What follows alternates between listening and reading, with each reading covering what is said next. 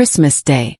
The funfair was packed with families in matching sweaters, children laughing, carols echoing from speakers mounted on candy-striped poles.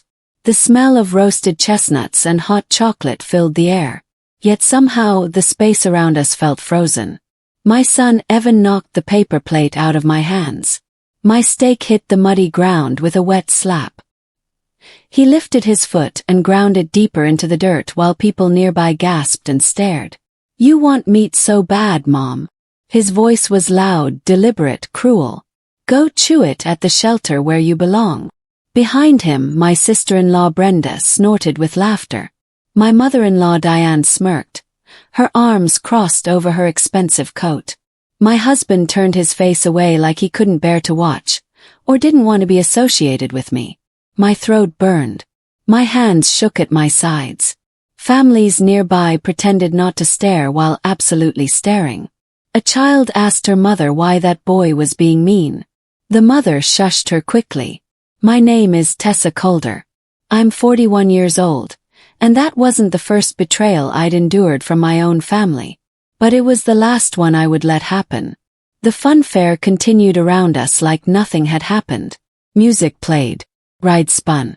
But I stood there in the mud, staring at my ruined dinner, trying to understand how we'd gotten here. Evan walked back to his grandmother, and she patted his back proudly, like he'd accomplished something. My heart dropped into my stomach. This wasn't spontaneous. This wasn't a teenage outburst. Someone had coached him. Someone had told him exactly what to say, exactly how to hurt me. A stranger, a woman about my age wearing a kind expression, bent down to help me pick up the plate and plastic utensils. "Are you okay?" she asked softly. "Yes," I lied, forcing a smile that felt like broken glass in my mouth. "Thank you." But inside, the truth screamed so loudly I thought everyone could hear it. My own child had learned to despise me. And the people who taught him were standing 15 feet away, watching their handiwork with satisfaction. I threw the ruined plate in a nearby trash can and walked toward the parking lot alone, while my family continued enjoying the fair without me. The car ride home was suffocating. Nobody spoke. My husband gripped the steering wheel so tightly his knuckles went white, like he wanted to be anywhere but trapped in this vehicle with me. I tried to breathe slowly, counting to 4 on each inhale, trying not to cry where they could see. In the back seat, Evan played on his phone like absolutely nothing had happened. Like he hadn't just humiliated me in front of dozens of strangers. When we pulled into the driveway, he jumped out before the car fully stopped and slammed his bedroom door so hard the walls shook. My husband finally spoke, his voice barely above a whisper. "Just let it go, Tessa." Just like he'd said every other time. Every single time his mother made a cutting remark. Every time his sister undermined me. Every time his family treated me like I was disposable. Let it go. As if my dignity was something I could simply release like a balloon into the sky. I went to our bedroom and sat on the edge of the bed in the dark, still wearing my coat, still smelling like funfair smoke and humiliation. That's when I realized I couldn't let this go. Not anymore. 8 months earlier, everything had started to fall apart. I was laid off from my job of 9 years, a marketing coordinator position I'd loved and excelled at. The company was downsizing. They were very sorry. They appreciated my contributions. Here was a severance check and a cardboard box for my desk belongings. I'd come home devastated, barely holding myself together. My husband had given me an awkward pat on the shoulder. No hug, no reassurance. Just, "We'll figure it out." My mother-in-law Diane had been visiting that day. She'd looked at me with something almost like satisfaction and said, "Well, it was bound to happen eventually. Some people just aren't built for pressure in the corporate world." My sister-in-law Brenda, who'd stopped by for coffee, had nodded in agreement. "It's probably for the best. Maybe you can focus on being a better homemaker." Evan, 13 years old at the time, had been doing homework at the kitchen table. He'd heard everything. I'd seen something shift in his eyes that day, like he was recalculating my worth, like I'd suddenly become less than I was before. That was the first crack in our relationship. But I hadn't recognized it yet. Over the following months, I started noticing whispers. Conversations that stopped abruptly when I entered a room. Glances exchanged between my husband and his mother that excluded me completely. One afternoon, I'd been in the laundry room when I heard Diane speaking to Brenda in the kitchen, their voices carrying through the thin walls. "She should just be grateful we keep her afloat financially," Diane had said. "She's dragging everyone down with her neediness." "I know," Brenda replied. "She isn't contributing anything. Why keep her around? Some women know how to handle adversity with grace. Others just collapse." They'd laughed together, the sound sharp and unkind. I'd stood frozen among the laundry baskets, detergent bottle still in my hand, feeling like I'd been punched in the chest. They thought I couldn't hear them. They thought I was too broken to notice. But I heard every word. Every cruel assessment of my value as a person, reduced to a dollar amount and found lacking. That's when I understood. To them, I wasn't family anymore. I was a burden they tolerated. And they were teaching my son to see me the same way. Evan started repeating phrases I knew didn't originate with him. The language was too adult, too calculated. "You don't get it, Mom. You don't pay for anything anymore. Dad works. Don't. That's just facts. You're just there. Like furniture nobody wants but can't throw out." Each phrase landed like a knife between my ribs. This was my son. The boy I'd carried, birthed, nursed, raised, comforted through nightmares and celebrated through achievements. The boy I would have died for without hesitation. And he was speaking to me like I was worthless. None of these ideas came from him originally. 13-year-olds don't naturally reduce their mothers to economic contributions. Someone was feeding him these lines, poisoning his perception of me. I tried talking to my husband about it one night. "Have you noticed how Evan's been speaking to me?" He'd barely looked up from his laptop. "He's a teenager, Tessa. They're all moody." "It's not mood. It's contempt. Someone's teaching him to disrespect me. You're being paranoid."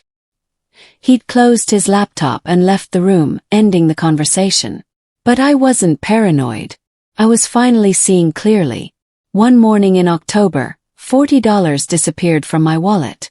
I knew I'd had two 20s the night before. Now they were gone. I found Evan in his room and asked gently, "Did you take money from my wallet? It's okay if you needed it. I just need to know." He'd exploded. "Why would I need your money? You don't even earn any. If I needed cash I'd ask Dad. Someone who actually works." The words were so vicious, so practiced, that I'd actually stepped backward. Behind him in the doorway, I caught a glimpse of my mother-in-law. She was standing just out of sight, a faint smile playing at her lips. There it was. She'd been in my house that morning. She'd heard me looking for the money. And she'd stood there coaching him, feeding him lines, helping him weaponize his words against me. The missing $40 didn't even matter anymore. What mattered was the realization that this was deliberate, systematic, planned. They were trying to break me. And they were using my own child to do it. I turned and walked away without another word, my heart pounding so hard I felt sick. 2 weeks before Christmas, I came home early from a failed job interview. Another rejection in a long line of rejections. The house was supposed to be empty, but I heard voices in the kitchen. I stopped in the hallway, hidden from view. My sister-in-law Brenda was on her phone, speaking to someone in a conspiratorial tone. "Trust me, it'll be perfect," she said. "Christmas Day at the funfair. Everyone will be there. Everyone will see what she really is. Pathetic and dependent." She laughed. "Diane already talked to Evan. He knows what to do. It'll look spontaneous, but it'll destroy her." My blood turned to ice. When I stepped into the kitchen, Brenda slammed her phone down and smiled brightly.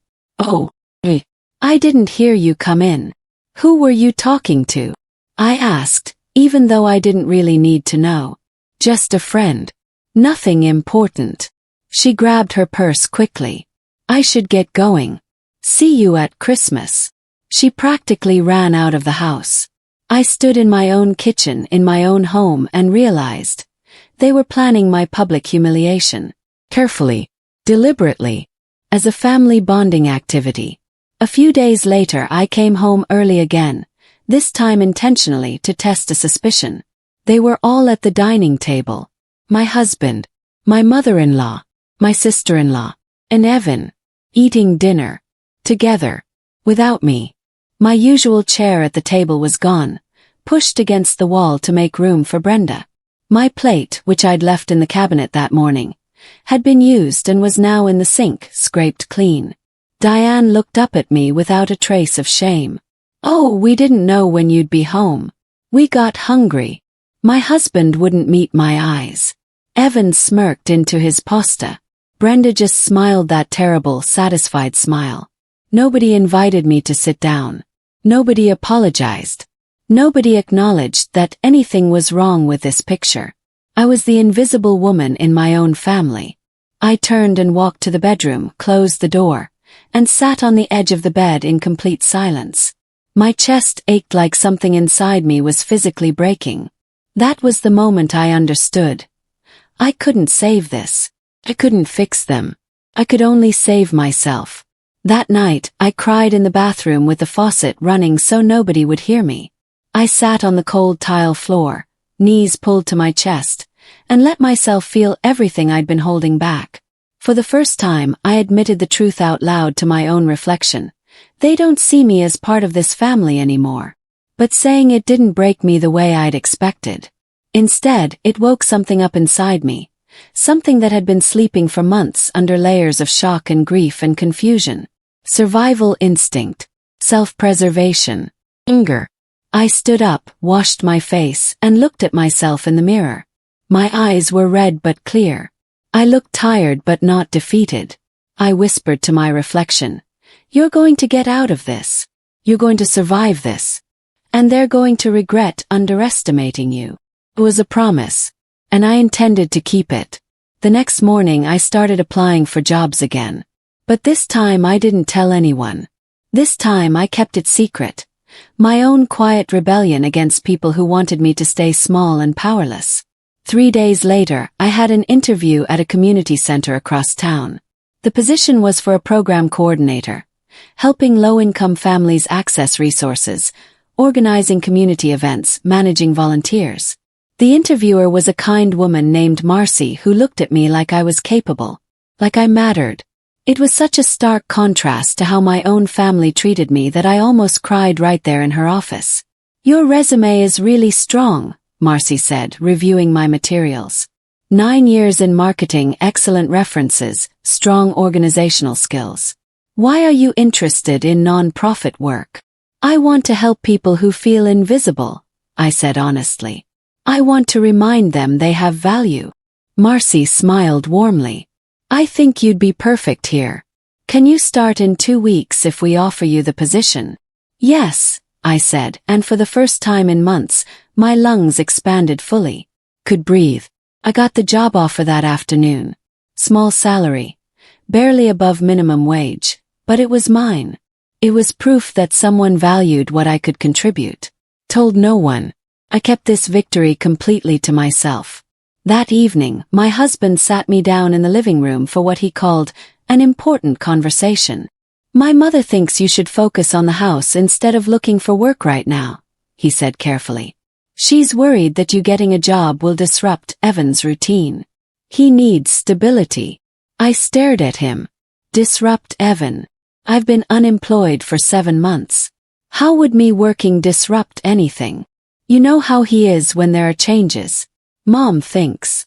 Your mother thinks I should stay unemployed and dependent, I interrupted. That's what this is really about. Control. His jaw tightened. That's not fair, Tessa. She's just trying to help. Help. I laughed bitterly. Is that what you call it? He stood up abruptly. I don't want to fight about this. Just think about what I said. He left the room, and I sat there understanding with perfect clarity. My husband wasn't going to protect me. He was going to side with his mother every single time, because it was easier than standing up to her. I was completely alone in this marriage. Maybe I always had been. A week before Christmas, I bought myself a dress for $12 at a discount store. Nothing fancy, just something that fit properly and made me feel a little bit human again.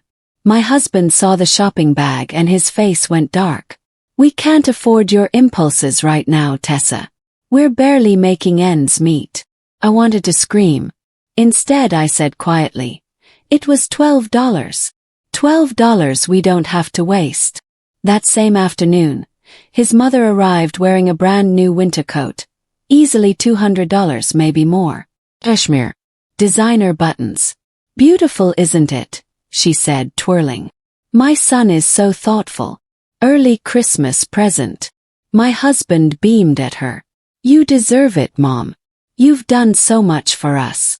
Evan looked at me with something like contempt. At least she deserves nice things. Nobody saw how my hands shook. Nobody noticed when I left the room. Nobody cared that I locked myself in the bedroom and swallowed tears until my throat ached. A $12 dress was extravagant. But a $200 coat for his mother was thoughtful. That's when I knew. This wasn't about money. It never had been. It was about making sure I knew my place.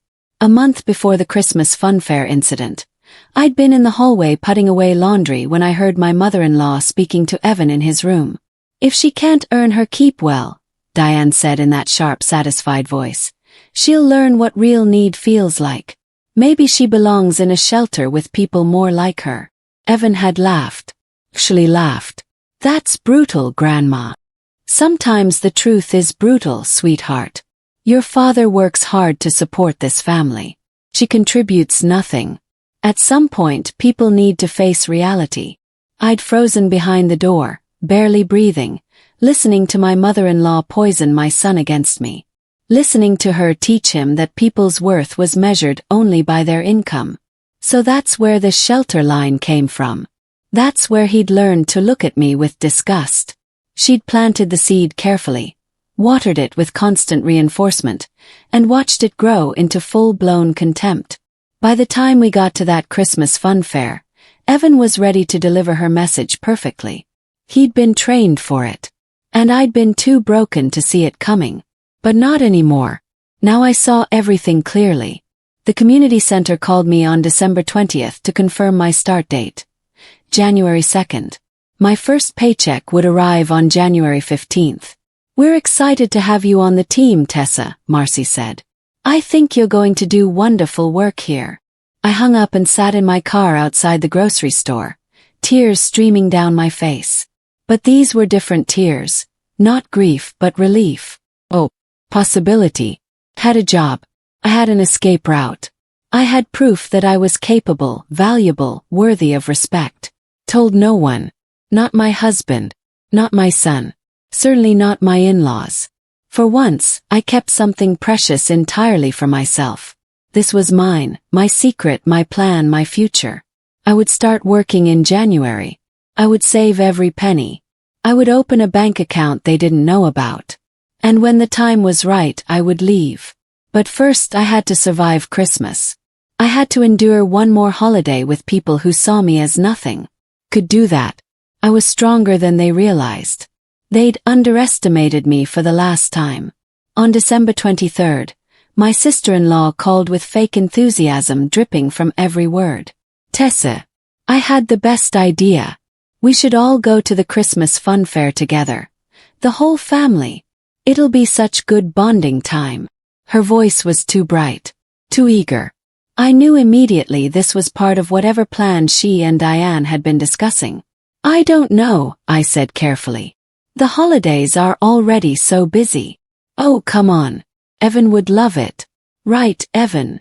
I heard my son's voice in the background agreeing enthusiastically. "See. It's settled. Christmas Day at 2 o'clock. My husband walked into the room, and Brenda must have texted him because he was already nodding. "That sounds great. We'll be there." He didn't ask me. Didn't check if I wanted to go.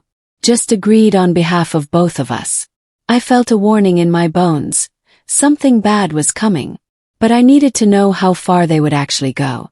I needed to see their cruelty in full daylight before I could fully let go. Okay, I said quietly. We'll be there.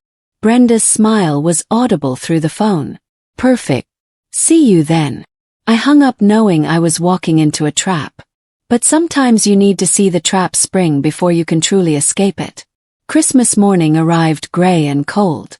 I spent 3 hours cooking breakfast. Eggs, bacon, pancakes, fresh fruit. The kitchen smelled amazing. Evan came downstairs, looked at the spread I'd prepared and said, "I'm not hungry." He poured himself cereal instead. My mother-in-law arrived early with Brenda. Neither of them had been invited, but they had keys. Diane surveyed my cooking and said loudly, "Oh my. Well, let's just get food at the funfair later. Something edible." They laughed together. My husband said nothing. Did nothing. Just sat there reading something on his phone while his family humiliated me in my own kitchen on Christmas morning. I packed my steak in a paper plate anyway, a piece of meat I'd bought with grocery money I'd carefully saved. Because I knew I deserved to eat. I knew I mattered, even if they didn't. As I wrapped the plate in foil, I caught Diane and Evan exchanging a look. She nodded slightly. He smiled. They were ready. Whatever they'd planned, it was about to happen. And somehow I was ready too. The funfair was exactly as I described before. Packed with families, music, laughter. Everyone dressed in their Christmas best, enjoying the holiday. We got food. Overpriced fair food that my husband paid for without complaint. But when I unwrapped my steak, the one I'd brought from home because I knew nobody would buy me anything, the energy shifted. Evan watched me with cold calculation. Behind him, Diane nodded subtly. Brenda had her phone out, ready to record. This was the moment they'd orchestrated. The public humiliation they'd spent weeks planning. When Evan knocked the plate from my hands and ground my food into the mud, when he delivered that line about the shelter with perfect cruelty, when they all laughed, I finally understood. They wanted to break me publicly. They wanted witnesses to see me reduced to nothing. They wanted to destroy whatever dignity I had left. But standing there in the mud, watching them celebrate my humiliation, something unexpected happened. Instead of shame, I felt clarity. Instead of pain, I felt release. They'd just shown me, and everyone around us, exactly who they were. They'd removed their masks completely, and I was finally completely free. In the car after the funfair, I turned to my husband and said clearly, "We need therapy. Our family needs help." He scoffed. "My family thinks you're the problem, Tessa. Maybe they're right." From the back seat, Evan muttered, "They are right." That was the moment the last thread snapped. Not with drama or tears, but with quiet, absolute certainty. They were too far gone. There was no saving this. No amount of trying, explaining, or suffering would change them. My husband had chosen his mother over me years ago. Evan had been poisoned beyond my ability to reach him right now. And the women who'd orchestrated all of this were already planning their next attack. When we got home, I didn't argue. Didn't cry. Didn't beg.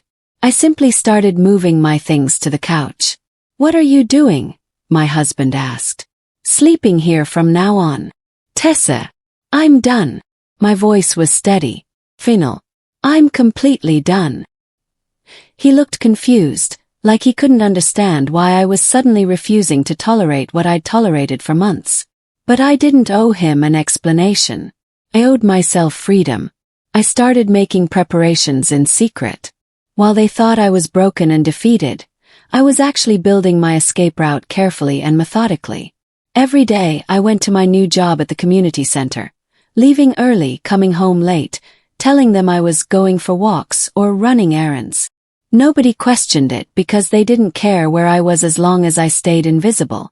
My first paycheck went into a new bank account at a different bank, one my husband had no access to. Then the second paycheck. Then the third. I started gathering important documents. My birth certificate, social security card, passport, old tax returns. I hid them in my car trunk inside a folder marked grocery coupons that I knew nobody would ever touch. I looked at apartments online late at night. Small places I could afford on my salary. Places where nobody would tell me I didn't deserve to eat. Every day, I played the part of the broken woman they expected. Quiet, compliant, defeated. But underneath I was planning, building, preparing. I was becoming someone new. Someone who wouldn't accept scraps. Someone who knew her worth. They had no idea what was coming,